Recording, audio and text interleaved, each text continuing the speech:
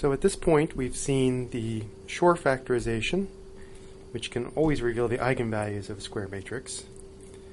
If the matrix happens to be diagonalizable, we can also do the eigenvalue decomposition, which gives not only the eigenvalues, but also the eigenvectors. And then once we have that, it becomes particularly easy to talk about powers of a matrix. That's one of the most important connections with the eigenvalue decomposition. But there's another kind of decomposition which, in a way, is just as fundamental about a matrix for other kinds of information about that matrix. And unlike the eigenvalue decomposition, it exists for every matrix, not just square matrices, but every rectangular matrix as well. Now, in keeping with the practice that we've had up to this point, we're only going to consider matrices with more rows than columns, so tall, skinny matrices, although just about everything also applies to matrices with more columns than rows. You just have to change how you write a few of the things. So, without any further ado, here it is. It's called the singular value decomposition, or we would just write SVD for short. And it's the product of A, or A is expressed as the product of three matrices, U, S, and V star, or the Hermitian of V. So first of all, let's draw this in the form of our little shape cartoons. So we have a tall, skinny A. U is going to be a square matrix, which has the row dimension. In other words, it'll be M by M. S has the same shape as A, so M by N. And V will have square with the column dimension of A, so N by N. S is also diagonal. Okay, so I'm trying to show here that S is a diagonal matrix, and we call the diagonal entries little sigmas. Since there are n columns, there are n of them, and then everything underneath that is 0. And furthermore, those numbers are positive, or non-negative, and ordered from largest to smallest.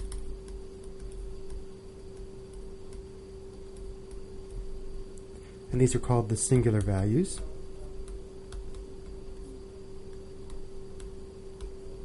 Of A.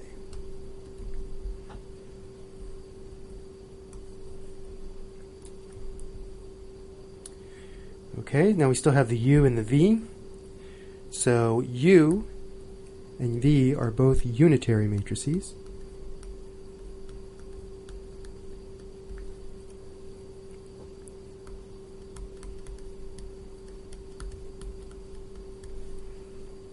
If we write out U in terms of its columns,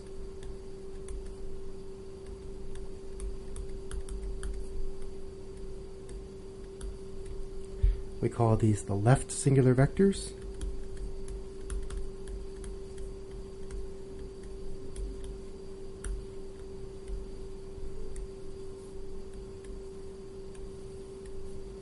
And if we write out V in terms of its columns,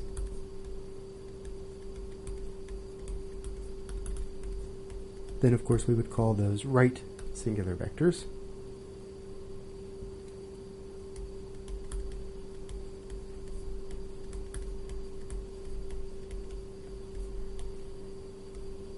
Of A.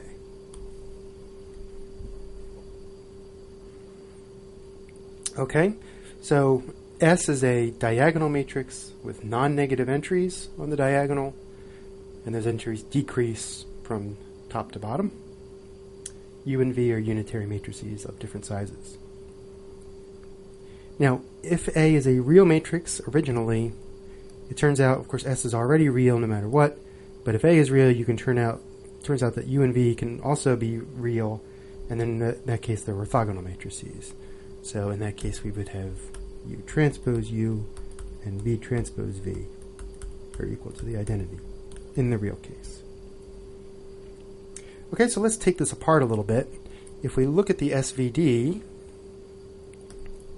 here, multiply both sides on the right by V, so that will cancel out the V star at the end, and we end up at this equation here. AV is equal to US. So now we do write out V and U in terms of its columns.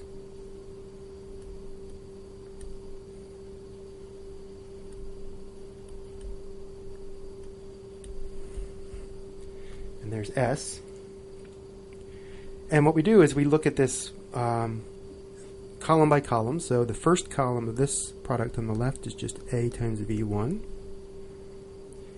And the first column on the right is the first column of S times U. So U times the first column of S, well, that's a linear combination of the columns of U with sigma 1 times U1 and 0 times everything else.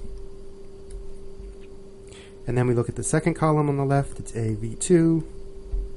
The second column on the right is U times the second column of S, which just has sigma 2 times U2, and so on. And so if we write out what the SVD means in some sense, or what it says, then we get this equation, AVJ is sigma j uj, where j goes from 1 to n. So now compare this to the eigenvalue condition, where A times Vj is lambda j Vj. Different V's. Okay, the difference being that in the eigenvalue case, it's the same vector on both sides, whereas in the singular value and singular vector case, it's different vectors on the two sides. In fact, they had to be different vectors because they may not even have the same number of dimensions. Okay, there's a very simple interpretation of this in terms of geometry.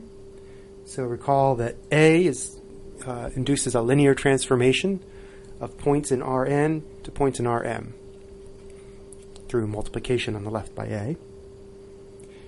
The m vectors in the U, so the left, these are the left singular vectors.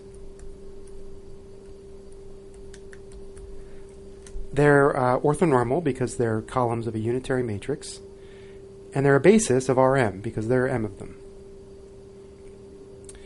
The V's, on the other hand, are also orthonormal to each other because they come from another unitary matrix. And they're a basis of Rn because there are n of those. So those are the right singular vectors. Okay, so the left singular vectors parameterize the output space.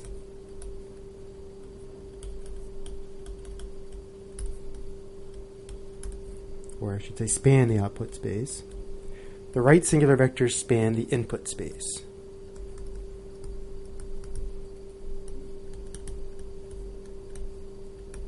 So in terms of the mapping, we map from the right basis to the left basis.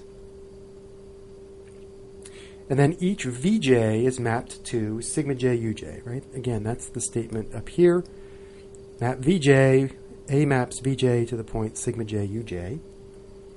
And so this is a picture that we saw experimentally before. So in the input space, we have three vectors, V1, V2, and V3. They all lie on the unit sphere, okay, and they're all mutually orthogonal. And each one of those, V1, maps to sigma 1, U1. Okay, and that's the longest axis there. That's the longest axis because sigma 1 is the largest singular value. V2 maps to the next longest, which is sigma 2 U2. And V3 maps to the shortest, which is sigma 3 U3. All right, so we've already seen that every matrix maps that unit sphere into an ellipsoid. Okay, the axes of that ellipsoid are just the scaled left singular vectors. They're scaled by the singular values. And then you map those back onto the left side of the picture, and those form an orthonormal basis that we call the V's. Okay, so there's some orthonormal basis in the input space that maps onto an orthonormal basis in the output space with scalings. And that's a complete description of what every single linear transformation does.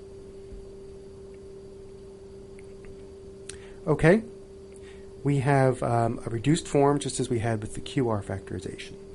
So again, we have our cartoon where A, the full-sized SVD, has a full-sized U,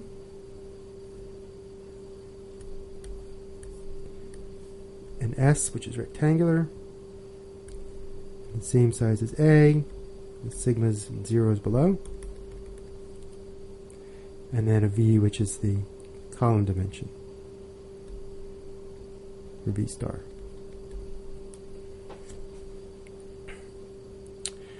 Okay, well, just as we saw with QR, if we look at one column, so let's let the V hang out by itself. If we just look at one column of this product, okay, U times a single column, well, it just hits a single value of sigma. And that sigma lies above the dotted line. Okay, because all the numbers down there are 0. Well, that's true no matter where I draw the line. All the numbers down there at the bottom are 0. So each column uj for j greater than n is multiplied by 0. Exclusively. It's never multiplied by anything other than 0. And so it serves no real purpose to, it's not giving us any information about A, it's giving us information about the rest of the input space Rm. I'm sorry, the output space Rm.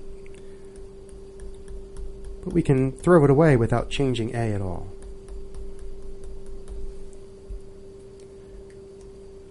Okay, so that means that we can write A in terms of a rectangular U, which I'll call U hat now.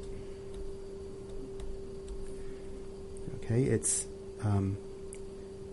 m rows by n columns. Now we have a square S matrix, which is still diagonal, and now we call it S hat. And we left the V star alone.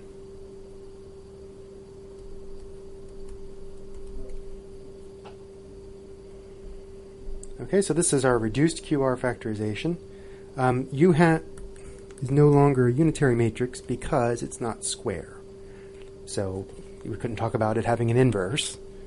It's still true that U hat star U hat produces inner products between different columns, in other words, inner products between different left singular vectors, and those are all orthonormal vectors, so we still get an identity. So in this case it would be an n by n identity, but it's no longer the case that U hat star, which is an m by m matrix, is definitely not the m by m identity.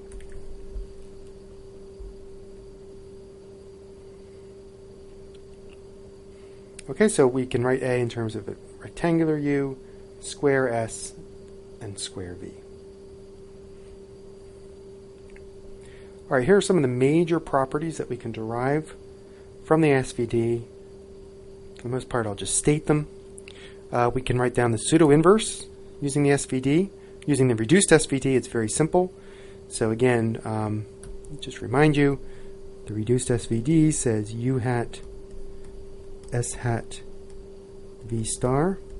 So if you were going to try to take the inverse of that, if you think about inverse in quotes, not really, because it's not square, but you try to reverse the order and take the inverse, quote unquote, of each part. Well, you reverse the order and take the inverse of V star, you just get V. Then you take the inverse of S hat, and that's a square matrix, so you can take it, it's S hat inverse. And then you take the inverse of U hat, well, not really, but U hat star serves the same role here.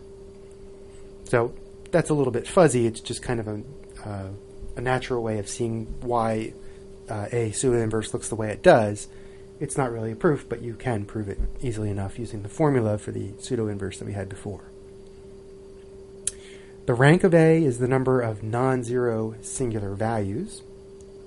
And this is another interesting thing because, again, getting an exact 0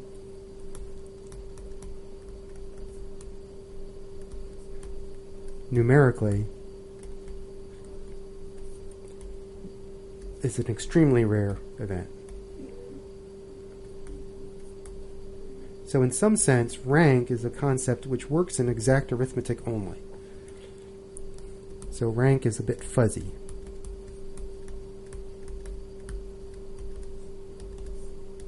In floating point.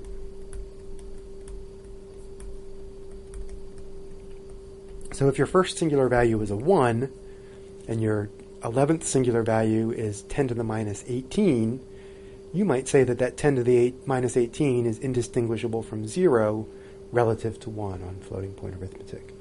And so you'd actually say the rank is 10. So if you look inside the rank command in MATLAB, in fact, you'll see that there's a tolerance associated with rank. Okay, sigma 1 is the maximum over all unit vectors in the 2 norm of the 2 norm of A times X. And sigma n is the minimum over all unit vectors of 2 norm equal to 1. That just comes from this picture. Oops, I'm not sure what happened to my sigma here.